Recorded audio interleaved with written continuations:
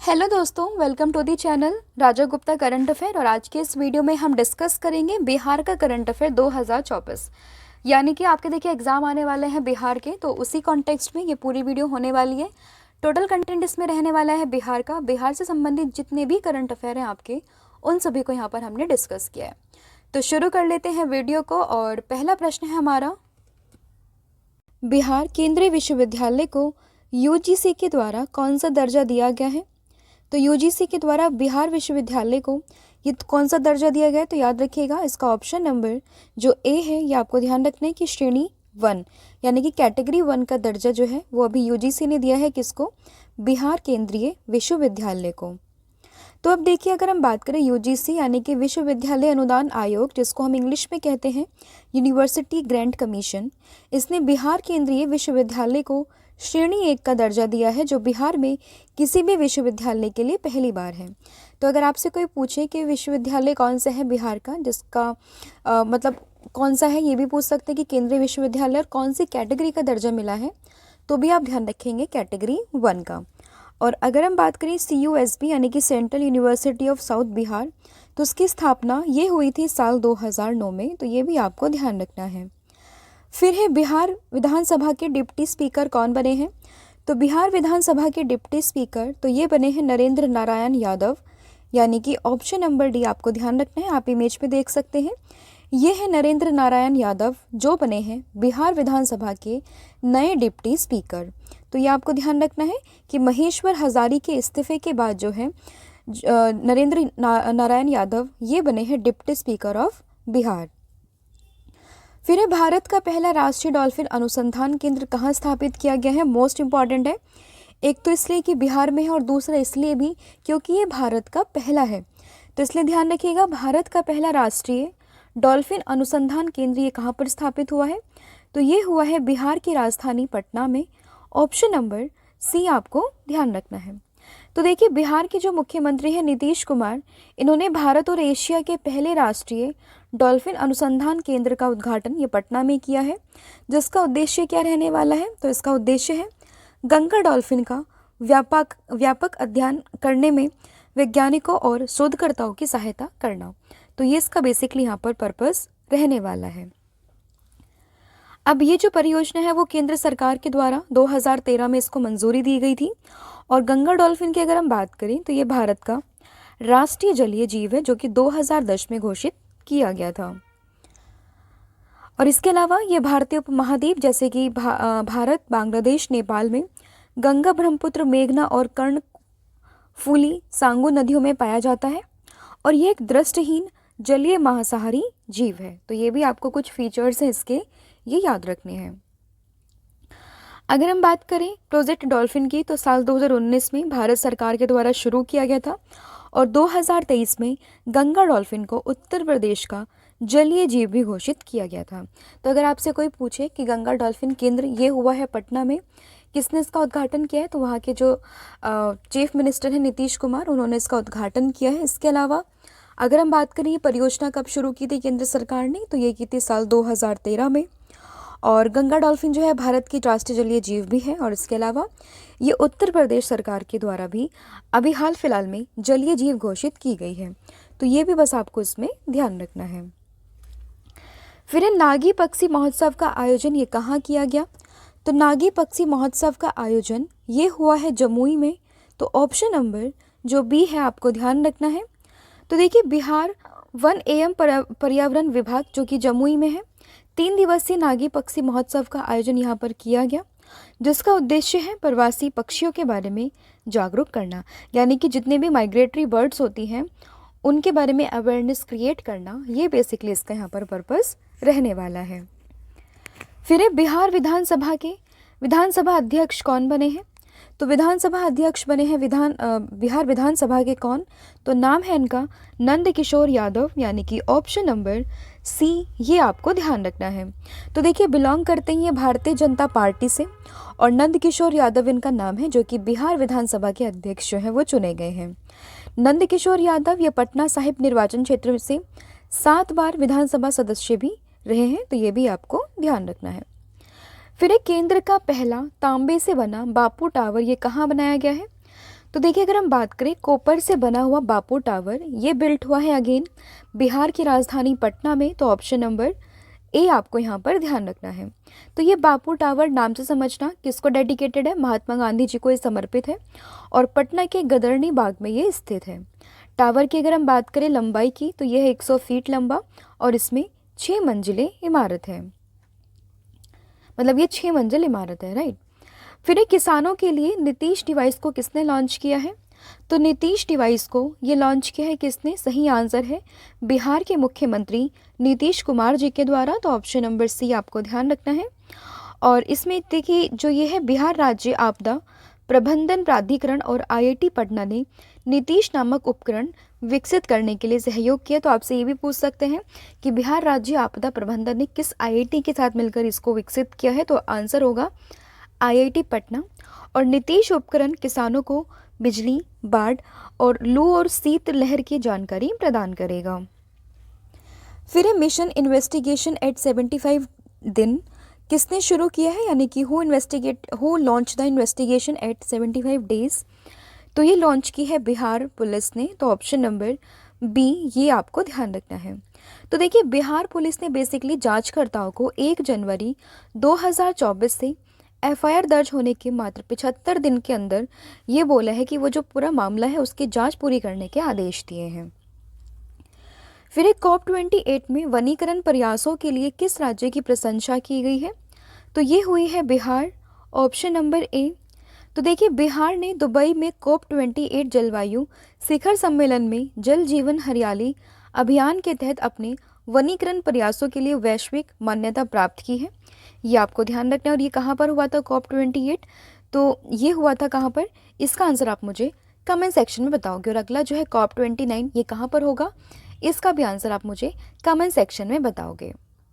फिर मिशन दक्ष ये किस राज्य में शुरू किया गया, तो मिशन दक्ष की अगर हम बात करें तो इसकी शुरुआत ये हुई है बिहार में, ऑप्शन नंबर डी आपको ध्यान रखना है। तो देखिए, बिहार सरकार ने लगभग 25 लाख शैक्षणिक रूप से कमज़ोर स्कूली बच्चों के लिए मिशन दक्ष नामक मिशन की शुरुआत की है, आप ध्यान रखेंगे। इसमें क्या होगा, 3 से लेकर 8 के ऐसे छात्र जो हिंदी के वाक्य धारावाही नहीं पढ़ सकते और ऐसे छात्र छात्रा जो मौलिक गणित में सक्षम न हो, अंग्रेजी वर्णमाला की जानकारी का अभाव हो, उनके विद्यालय में 3 बजे के बाद विशेष कक्षाएं यहाँ पर आयोजित की जाएंगी इन सभी स्टूडेंट्स के लिए। किसने शुरू किया है, तो ये क्या है, बिहार विभाग ने, मतलब बिहार के जो शिक्षा विभाग है उसने।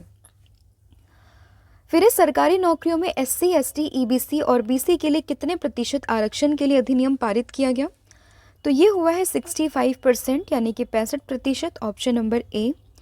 तो देखिए, बिहार में राज्य सरकार की नौकरियों में अनुसूचित जाति, अनुसूचित जनजाति, अत्यंत पिछड़ा और पिछड़ा वर्ग के लिए आरक्षित का कोटा जो है, मतलब आरक्षण का कोटा जो है, ये बढ़ाने वाला एक नया अधिनियम यहाँ पर लागू हो गया है, जिसमें ये कहा गया कि 65% जो है वहाँ पर राज्य सरकार आपको क्या देंगी, बेनिफिट देंगी, ठीक है। यानी कि राज्य सरकार की नौकरियों में आरक्षण का कोटा ये 50 से बढ़ाकर कितना कर दिया है, ये कर दिया है 65%।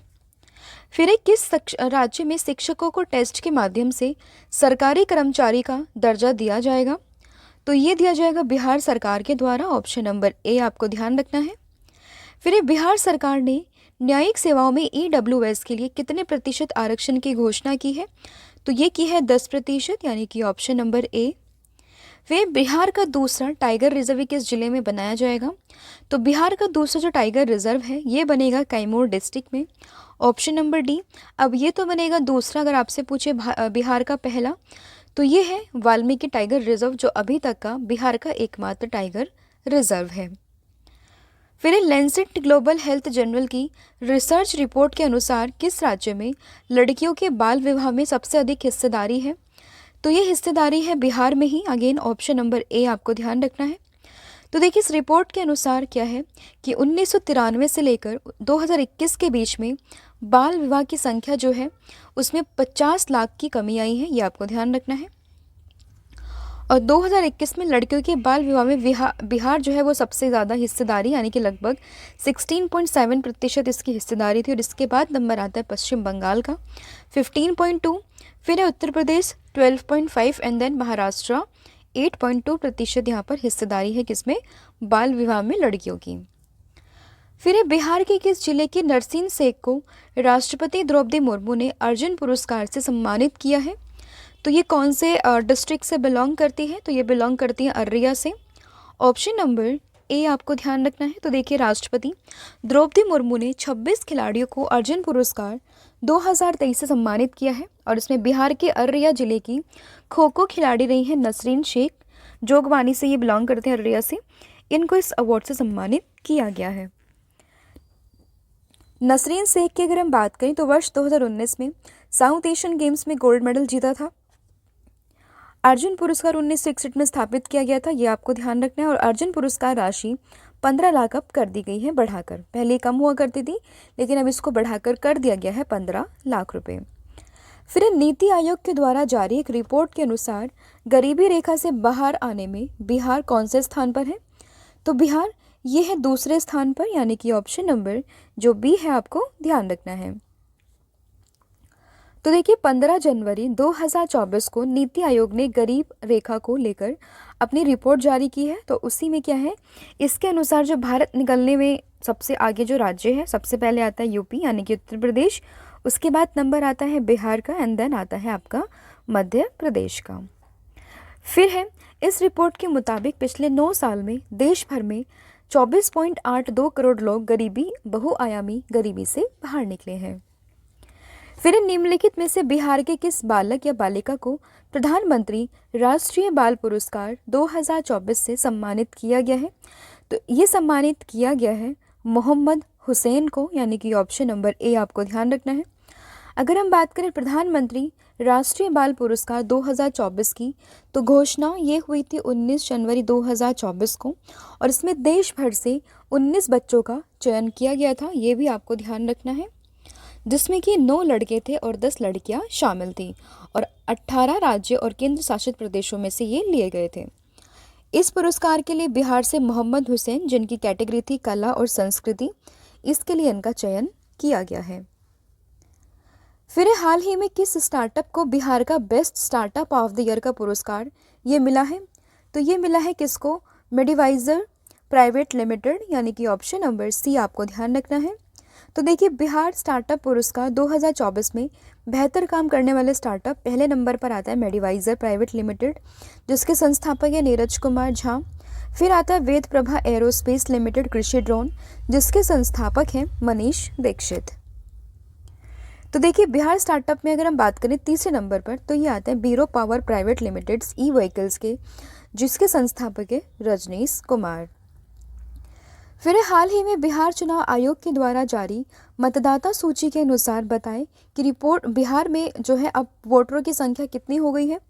तो ये हुई है 7.64 करोड़, यानी कि ऑप्शन नंबर सी आपको ध्यान रखना है। तो देखिए, पिछले साल के मुकाबले बिहार में 12,09,347 वोटर्स की संख्या में वृद्धि हुई है और कुल मतदाताओं की संख्या की अगर हम बात करें तो उसमें वृद्धि हुई है कितनी, 7,64,33,329। 18 से 19 साल के नए युवा जो वोटर्स हैं उनकी संख्या है 7,79,360।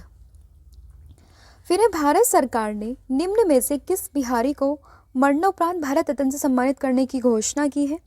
तो ये की है किसको, कर्पूरी ठाकुर को, और इस बार दिए जाएंगे 5 लोगों को और उसमें शामिल है कौन, बिहार के पूर्व मुख्यमंत्री जिनका नाम है कर्पूरी ठाकुर।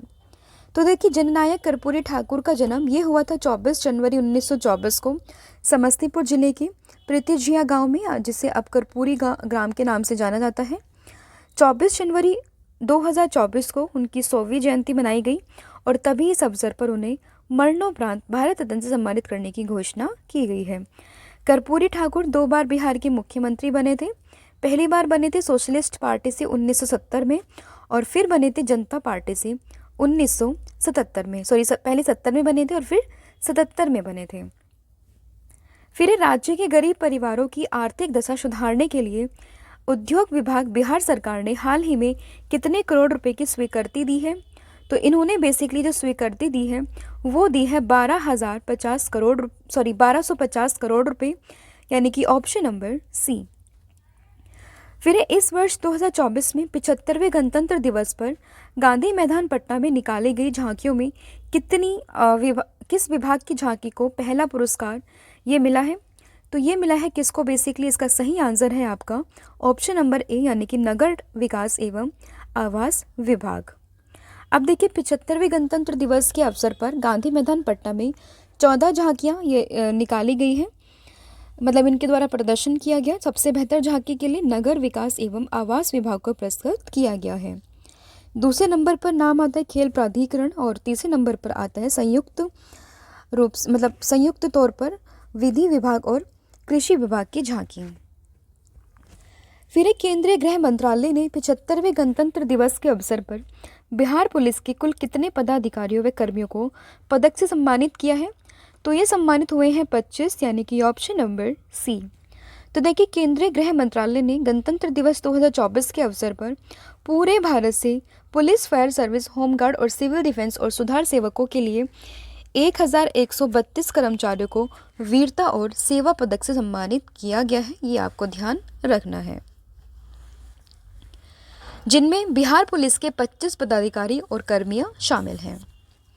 फिर निम्न में से किसको टिकुली पेंटिंग का भीष्म पितामह कहा जाता है, जिन्हें पद्मश्री 2024 से सम्मानित किया गया है? तो ये सम्मानित हुए हैं जिनका नाम है क्या? इनका नाम है अशोक कुमार विश्वास, यानी कि ऑप्शन नंबर ए। फिर सुलभ इंटरनेशनल के संस्थापक निम्न में से कौन थे, जिन्हें पद्म विभूषण 2024 मरणोपरांत से सम्मानित किया गया? तो इनका नाम क्या है? तो इनका नाम है बिंदेश्वर पाठक, यानी कि ऑप्शन नंबर सी। फिर हाल ही में 28 जनवरी 2024 को नीतीश कुमार ने कौन सी बार बिहार के मुख्यमंत्री पद के तौर पर शपथ ली है? तो ये ली है 9वीं बार, यानी कि ऑप्शन नंबर बी। तो देखिए 28 जनवरी 2024 को भाजपा के साथ मिलकर नीतीश कुमार 9वीं बार बिहार के मुख्यमंत्री बन गए हैं। और इसके बाद राज्यपाल की अगर हम बात करें, विश्वनाथ आर्लेकर ने उन्हें पद और गोपनीयता की शपथ दिलाई है। भाजपा के प्रदेश अध्यक्ष हैं सम्राट चौधरी और नेता प्रतिपक्ष हैं विजय सिन्हा को उप मुख्यमंत्री बनाया गया है। फिर तमिलनाडु में आयोजित खेलो इंडिया प्रतियोगिता के 1500 मीटर दौड़ में बिहार की बेटी ने स्वर्ण पदक जीतकर बिहार को गौरवान्वित किया है। इनका नाम क्या है? तो इनका नाम है बेसिकली दुर्गा सिंह, यानी कि ऑप्शन नंबर ए।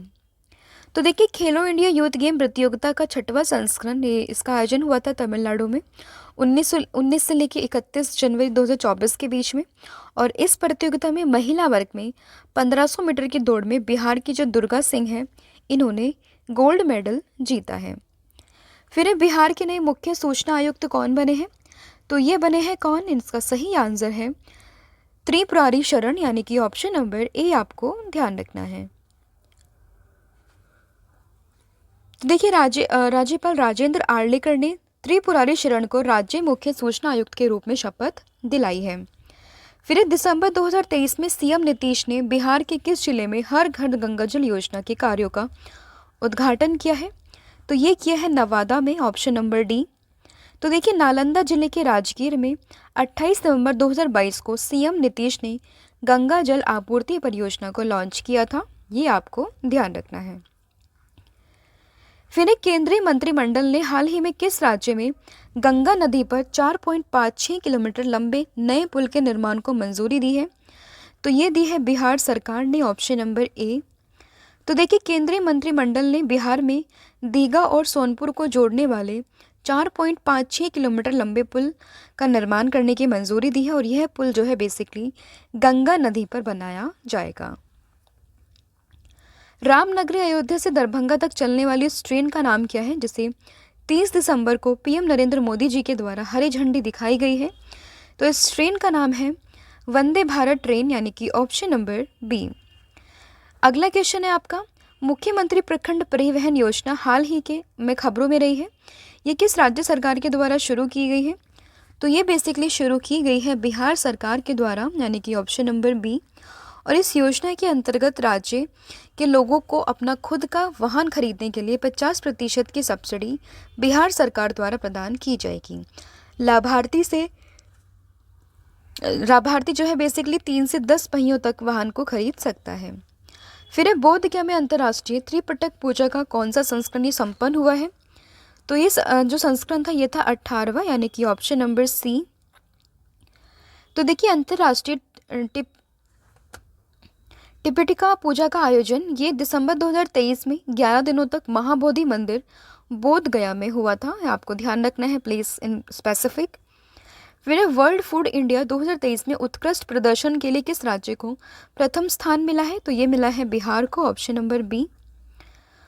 तो देखिए दिल्ली के प्रगति मैदान में 3 से लेकर 5 नवंबर तक ये आयोजित हुआ है mega food event world food India 2023।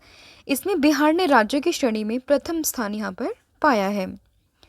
फिर बिहार की बेटी कृतिका राज ने 10वीं वर्ल्ड स्ट्रेंथ लिफ्टिंग चैंपियनशिप 2023 में स्वर्ण पदक जीता है। वह बिहार के किस जिले से है? तो ये बिलोंग करती हैं बिहार के राजधानी पटना, यानी कि option number A. IIT Patna में जूनियर ब्रांड एम्बेसडर के रूप में किसे नियुक्त किया गया है? तो ये नियुक्त हुए हैं हर्ष राजपूत, यानी कि ऑप्शन नंबर ए। फिर बिहार के कुल कलाकारों को संगीत नाटक अकादमी पुरस्कार 2022 मिला है, मतलब कितने लोगों को मिला है बिहार के? तो ये है टोटल 4, यानी कि ऑप्शन नंबर ए। और इनके नाम हैं सुमन कुमार, गणेश प्रसाद सिन्हा, चर्चित ध्रुपद गायक पंडित रघुवीर मल्लिक और लोकप्रिय गायक रहे हैं भरत सिंह भारती को संगीत नाटक अकादमी पुरस्कार 2022 यहाँ पर दिया गया है। फिर केंद्रीय गृह मंत्री अमित शाह ने पटना में पूर्वी क्षेत्रीय बैठक के किस संस्करण की अध्यक्षता की है? तो इन्होंने की है 26वें संस्करण की अध्यक्षता, यानी कि ऑप्शन नंबर सी।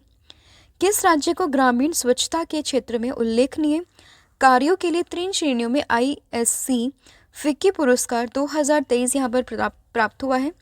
तो ये हुआ है बिहार में, ऑप्शन नंबर बी। फिर कौन सा गांव बिहार का पहला स्मार्ट गांव बनने जा रहा है? तो ये बनने जा रहा है बाबरचक, यानी कि ऑप्शन नंबर ए।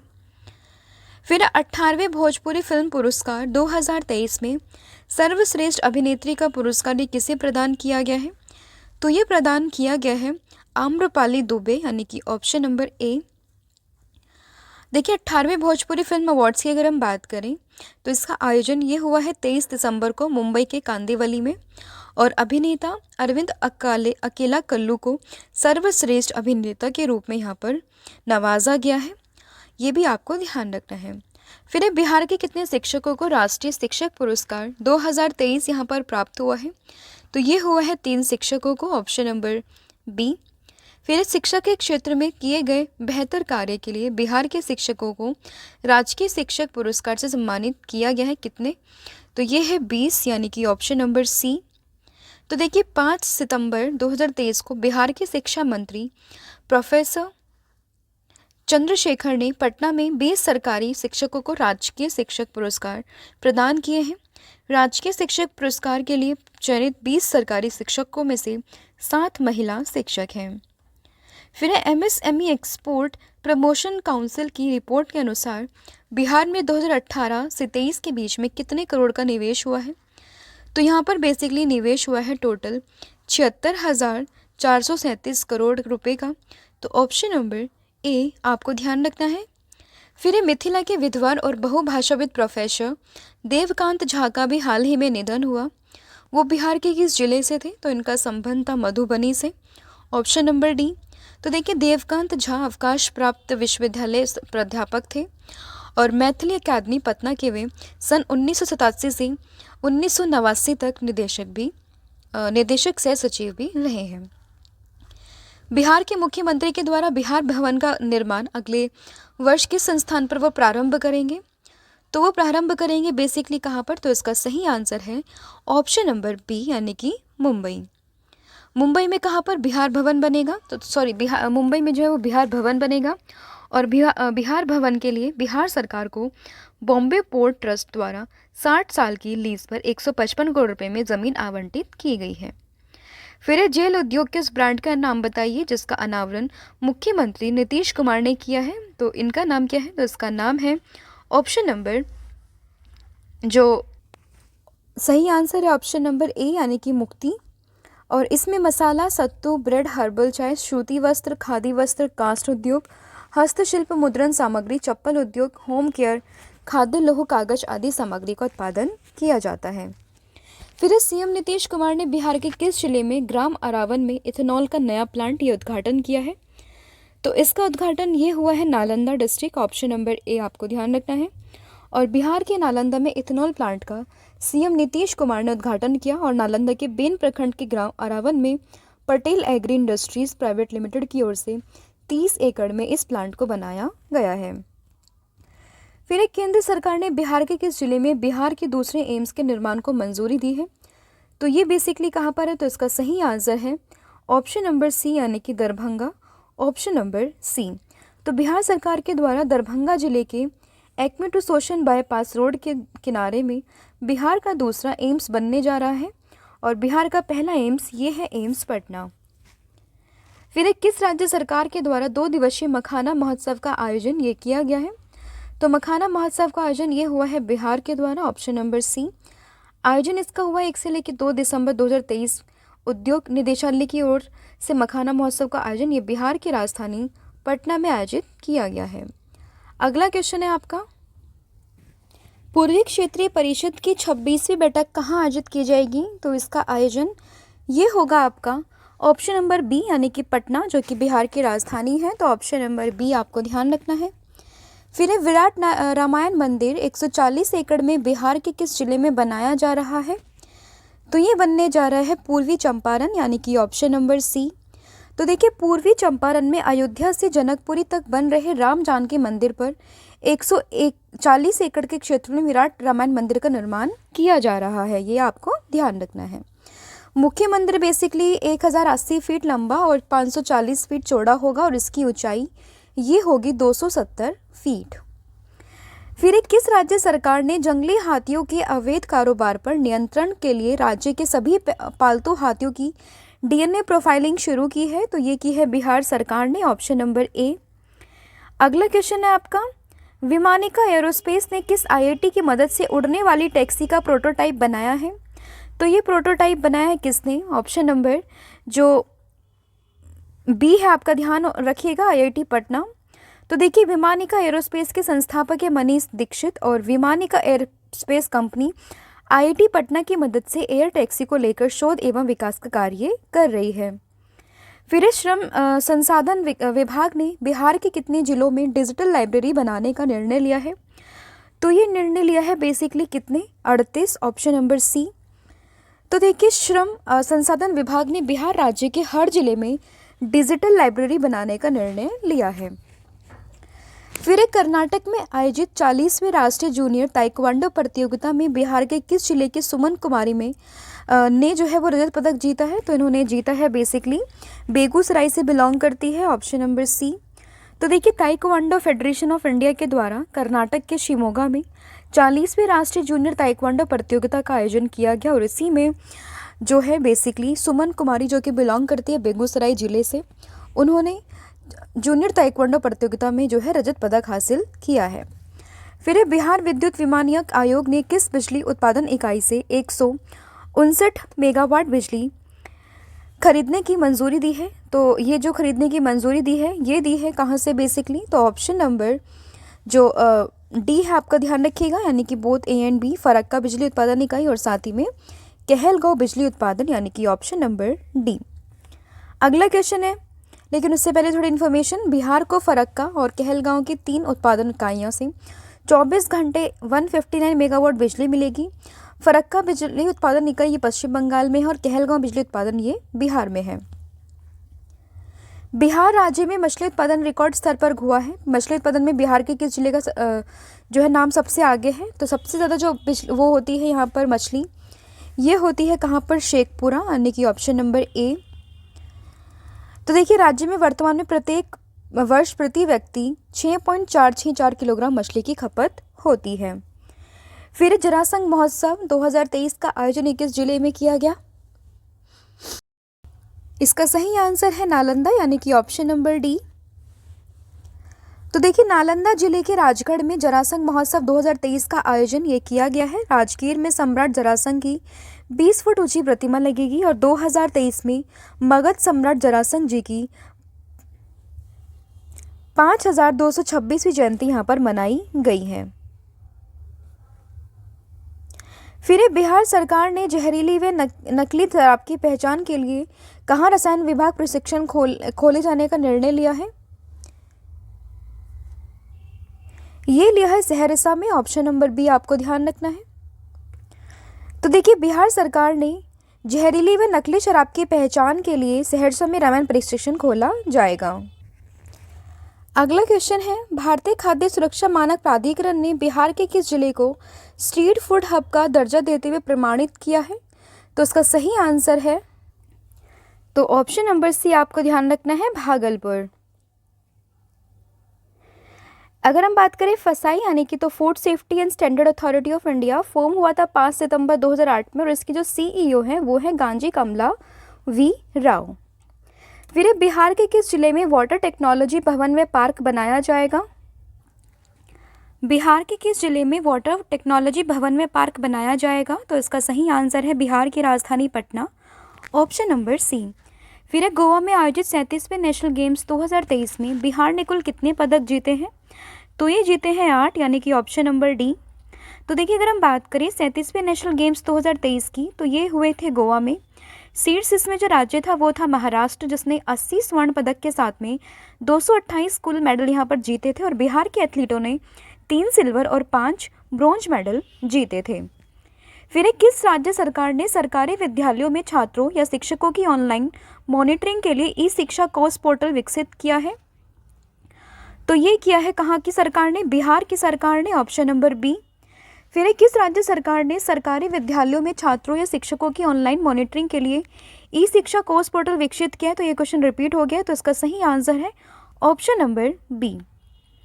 फिर बिहार के किस जिले में राज्य का दूसरा चिड़ियाघर बनाया जाएगा? तो राज्य का दूसरा चिड़ियाघर ये बनाया जाएगा अररिया में, ऑप्शन नंबर डी। और वर्तमान में पटना के बिहार में एकमात्र जो है वो चिड़ियाघर यहाँ पर अभी फिलहाल मौजूद है। फिर केंद्र सरकार ने बिहार के कितने जिलों में मीठी क्रांति यानी कि शहद उत्पादन को बढ़ावा देने के लिए चयन किया है? तो उसका सही आंसर 17 डिस्ट्रिक्ट यानी कि 17 जिले, ऑप्शन नंबर बी।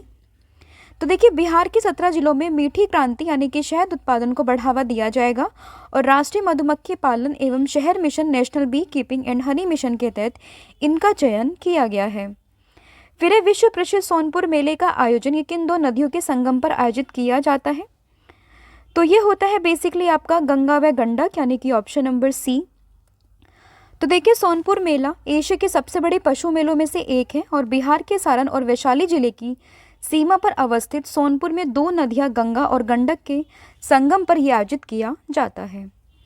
फिर बिहार के किस जिले की कवित्री और मैथिली लोक गायिका सोनी चौधरी को बिहार रत्न सम्मान से सम्मानित किया गया है?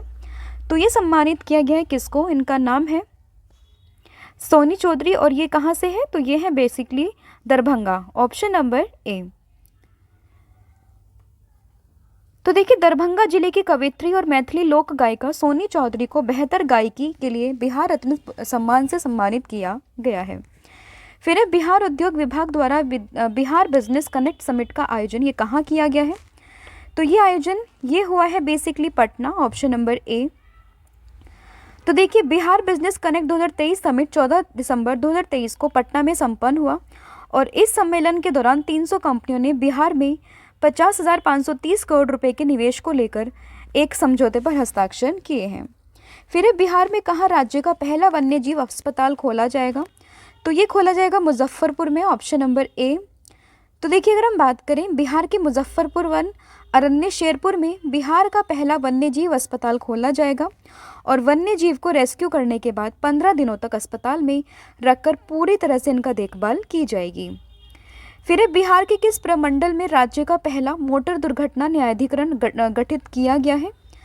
तो ये कहाँ पर हुआ है? तो ये हुआ है दरभंगा में, ऑप्शन नंबर डी। तो देखिए दरभंगा प्रमंडल के लिए बिहार मोटर दुर्घटना न्यायाधिकरण का गठन किया गया है।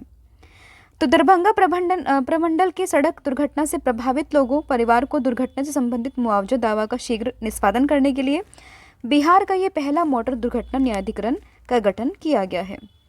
फिर बिहार का दूसरा तारामंडल किस जिले में बनाया गया? तो ये बिहार का दूसरा तारामंडल ये बना है दरभंगा में, ऑप्शन नंबर डी। तो देखिए पटना के बाद दरभंगा में बिहार का दूसरा तारामंडल अब आम लोगों के लिए खोल दिया गया है। आप ध्यान रखेंगे पहला था पटना में और दूसरा है ये दरभंगा में। फिर बिहार के किस जिले में राज्य डिजिटल अध्ययन केंद्र बनाया जाएगा? तो ये बनेगा आपका पटना, ऑप्शन नंबर डी। अगला क्वेश्चन है किस राज्य ने वर्ल्ड फूड इंडिया 2023 में उत्कृष्ट प्रदर्शन करते हुए प्रथम स्थान प्राप्त किया है? तो ये प्राप्त किया है बिहार ने, ऑप्शन नंबर ए। तो देखिए, दिल्ली के प्रगति मैदान में 3 से 5 नवंबर तक आयोजित mega food event world food India 2023 में बिहार ने राज्यों की श्रेणी में उत्कृष्ट प्रदर्शन करते हुए प्रथम स्थान हासिल किया है। फिर बिहार का पहला और देश का दूसरा फॉरेस्ट्री वानिकी कॉलेज किस जिले में शुरू हुआ है? तो ये हुआ है मुंगेर में, ऑप्शन नंबर सी। तो देखिए, देश का ये दूसरा है, बिहार का पहला है। वानिकी कॉलेज मुंगेर जिले में स्थापित किया गया और यह वानिकी कॉलेज बिहार कृषि विश्वविद्यालय सबौर भागलपुर के अधीन है। यह कॉलेज मुंगेर में गंगा पुल के पास 96 एकड़ में बन रहा है, ये भी आपको ध्यान रखना है। फिर बिहार का दूसरा, ये फिर वापस से क्वेश्चन रिपीट हो गया है।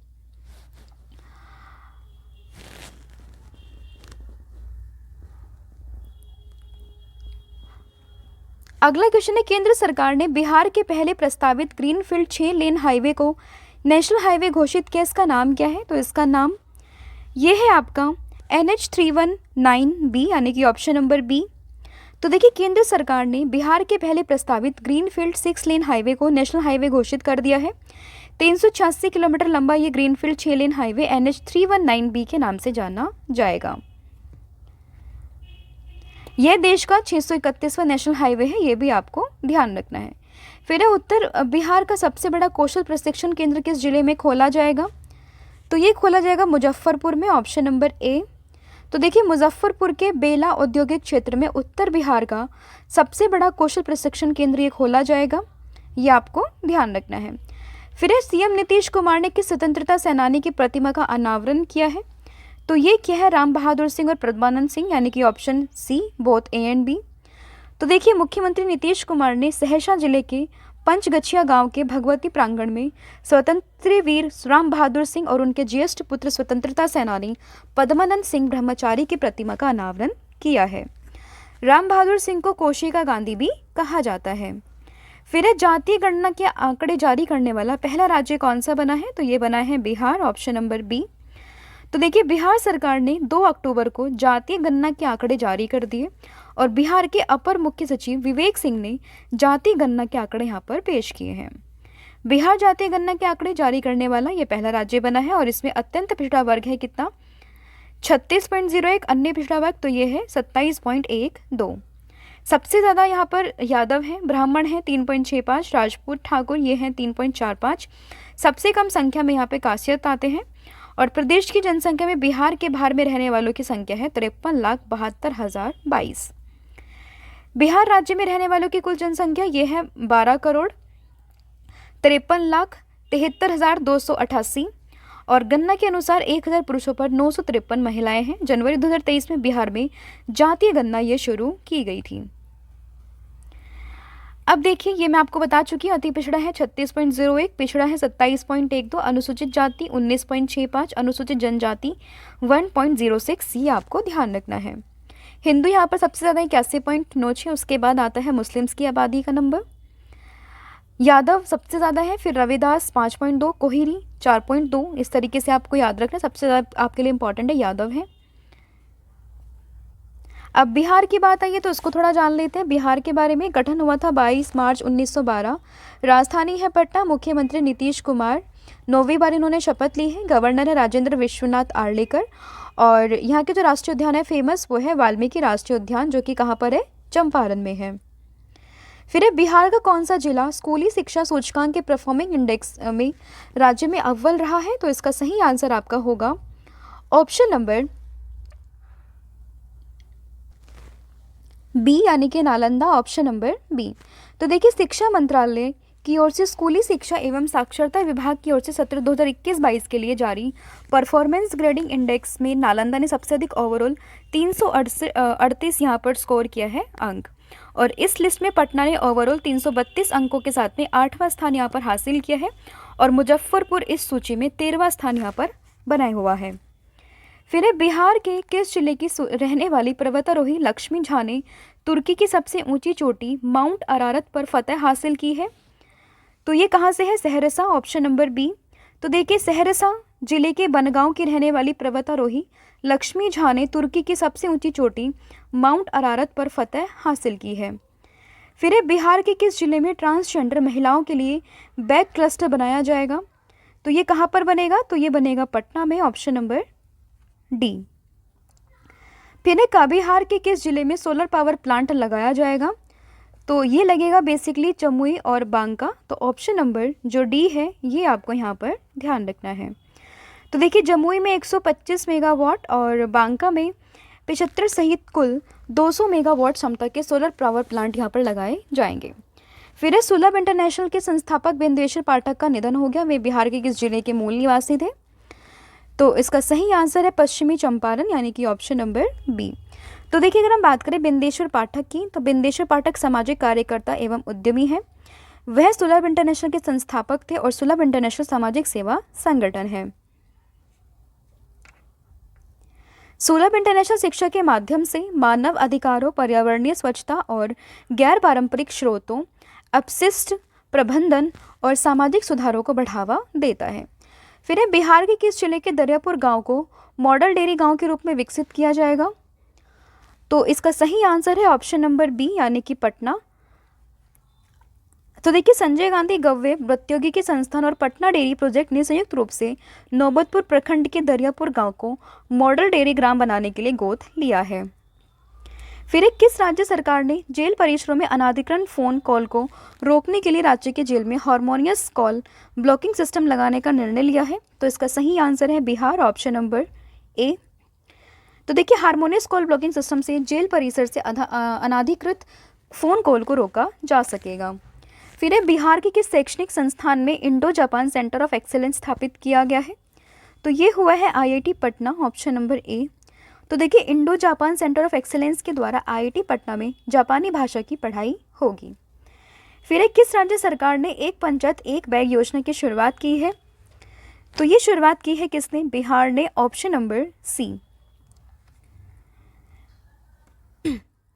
तो देखिए बिहार सरकार के द्वारा एक पंचायत एक बैंक खाता योजना की शुरुआत करने की घोषणा की गई है और इस योजना के माध्यम से पंचायती राज संस्थान के बेहतर वित्तीय प्रबंधन करने के लिए इसको लागू किया गया है। मैसूर में स्थित भारतीय भाषा संस्थान भारतीय संविधान को बिहार की किस भाषा में उपलब्ध कराएगा? तो इसका सही आंसर है मैथिली, ऑप्शन नंबर ए। अगला क्वेश्चन है आपका, बिहार के किस नगर निगम ने कैश फॉर वेस्ट योजना शुरू की है? तो ये शुरुआत की है पटना नगर निगम ने, ऑप्शन नंबर बी। तो देखिए पटना में नगर निगम ने वेस्ट टू वेल्थ योजना के अंतर्गत रद्दी और सूखे कचरे के बदले पैसा देने की व्यवस्था यहाँ पर शुरू की है। फिर एक किस राज्य सरकार ने वेटलैंड्स की देखरेख के लिए आर्द्रभूमि मित्र की नियुक्ति की घोषणा की है? तो ये घोषणा की है बिहार ने, ऑप्शन नंबर ए। तो देखिए बिहार में 45 वेटलैंड्स का हेल्थ कार्ड बनाया जा रहा है तथा वेटलैंड्स की देखरेख के लिए आर्द्रभूमि मित्र का चयन यहाँ पर किया जाएगा। फिर है बिहार के किस व्यक्ति को सचात्री सम्मान 2023 से सम्मानित किया गया है? तो ये सम्मानित किया गया सच्चिदानंद सिन्हा को, ऑप्शन नंबर डी। तो देखिए मुजफ्फरपुर में आयोजित एक समारोह में समाजवादी चिंतक और लेखक सच्चिदानंद सिन्हा को सचात्री फाउंडेशन के द्वारा 2023 का सचात्री सम्मान प्रदान किया गया है और इस पुरस्कार के अंतर्गत 51,000 रुपये की राशि यहाँ पर प्रदान की जाएगी। फिर किस राज्य को religious tourism destination of the year 2023 से सम्मानित किया गया है? तो ये सम्मानित किया गया है किसको? तो इसका सही आंसर है ऑप्शन नंबर ए, यानी कि बिहार। फिर नीति आयोग के द्वारा जारी एक्सपोर्ट इंडेक्स में बिहार का देश में कौन सा स्थान रहा है? तो इसका सही आंसर है 22वां, ऑप्शन नंबर सी। तो देखिए 2023 को नीति आयोग द्वारा एक रिपोर्ट जारी की गई, इसमें बिहार ओवरऑल 22वें स्थान पर है और इंडेक्स के अनुसार राज्य में सबसे अधिक निर्यात बेगूसराय जिले से हो रहा है।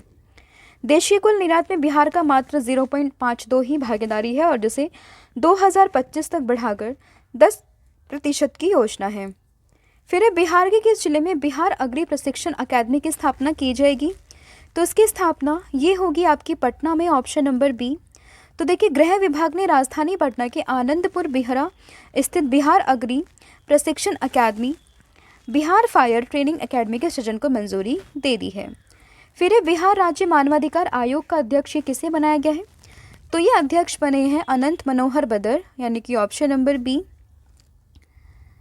तो देखिए, बिहार मानवाधिकार आयोग ने सर्वसम्मति से सेवानिवृत्त पटना उच्च न्यायालय के न्यायाधीश अनंत मनोहर बदर को अपना नया अध्यक्ष चुना है और ये बिहार राज्य में राज्य मानवाधिकार आयोग की स्थापना 3 जनवरी 2000 को हुई थी। अगला क्वेश्चन है आपका, किस राज्य सरकार ने अल्पसंख्यक उद्यमी योजना की शुरुआत की है? तो ये शुरुआत हुई है कहाँ पर? बिहार में, ऑप्शन नंबर ए। तो देखिए, अल्पसंख्यक उद्यमी योजना के अंतर्गत राज्य सरकार की ओर से अल्पसंख्यक समुदाय के लोगों को छोटे मोटे उद्योग स्थापित करने या कारोबार शुरू करने के लिए 10 लाख रुपए तक एक ब्याज मुक्त ऋण यहाँ पर प्रदान किया जाएगा। तो ये थे आपके top 100 important questions of Bihar current affair. Hopefully आपको वीडियो पसंद आया होगा, इसको आप रिवाइज ज़रूर कीजिएगा। अब देखिए, ये आपके राजीव गुप्ता सर की ई बुक आ चुकी है, जीव विज्ञान यानी कि बायोलॉजी की थ्योरी प्लस एमसीक्यू यहाँ पर दोनों होगा। आप इसको चेक कर सकते हैं। कहाँ पर मिलेगी आपको? ये मिलेगी आपको स्टडीकर एप्लीकेशन ऐप पर। इसके अलावा ये भूगोल का एक बैच है इंडियन ज्योग्राफी का, राजेश सर का, इसको भी आप चेकआउट कर सकते हैं। 3 मार्च से इसके रजिस्ट्रेशन जो है स्टार्ट हो चुके थे और 11 मार्च को ये बैच स्टार्ट हो गया था। और ये है आपका मैथ्स का फाउंडेशन बैच, जिसके जो रजिस्ट्रेशन है वो ऑलरेडी स्टार्ट हो चुके हैं और इसमें आप बेसिक टू एडवांस लेवल तक सभी अपने कॉन्सेप्ट्स को क्लियर कर सकते हैं। और साथ ही में आपको मिलेगी यहाँ पर फरवरी की करंट अफेयर इंग्लिश और हिंदी दोनों लैंग्वेजेस में राजीव गुप्ता सर की। अब आप इनको अवेल कैसे करोगे तो मैं आपको बता देती हूँ। आपको सिंपली क्या करना है, स्टडीकर एप्लीकेशन आपको इंस्टॉल करना है। वहाँ पर जब आप इसको इंस्टॉल करोगे तो ई बुक वाले सेक्शन में आपको दिखेगा और जैसे आप ई बुक के सेक्शन पे क्लिक करोगे तो आपको यहाँ पर सभी मंथली ई बुक्स जो भी रहती हैं, क्लास PDF जो रहती है, वो सभी यहाँ पर अवेलेबल हो जाएंगी। तो अब आता है आज का सवाल और आज का सवाल है, भारत का पहला राष्ट्रीय डॉल्फिन अनुसंधान केंद्र ये कहाँ पर स्थापित किया गया है? तो इसका आंसर आप मुझे कमेंट सेक्शन में बताओगे। और इस लेक्चर की PDF के लिए आप इंस्टॉल कीजिए स्टडीकर एप्लीकेशन ऐप को। आज के लिए इतना ही। Thank you so much.